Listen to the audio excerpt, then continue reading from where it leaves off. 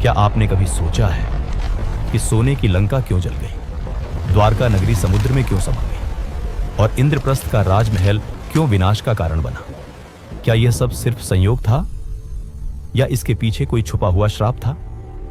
आज हम आपको सुनाएंगे देवताओं के दिव्य शिल्पी विश्वकर्मा भगवान की रहस्यमयी कथा और वह श्राप जिसके कारण उनकी कोई भी रचना कभी शाश्वत नहीं रह सकी। विश्वकर्मा भगवान को देवताओं का अभियंता और सृष्टि का महान शिल्पकार कहा जाता है।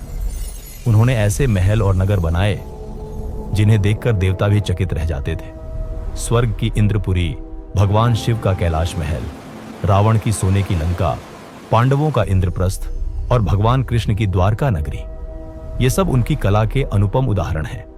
लेकिन इतिहास गवाह है, हर बार उनकी दिव्य कृति विनाश को प्राप्त हुई।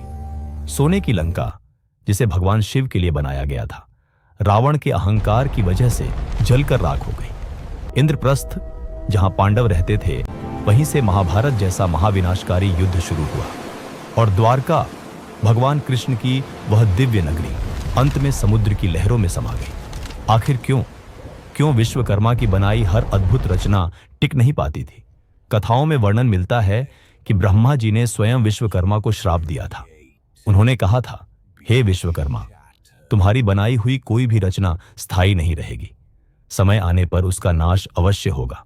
यही श्राप युगों से युगों तक विश्वकर्मा भगवान की हर कृति को प्रभावित करता रहा।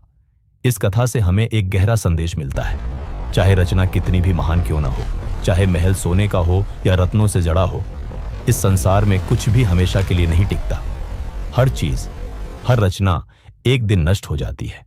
यही सृष्टि का नियम है और यही विश्वकर्मा भगवान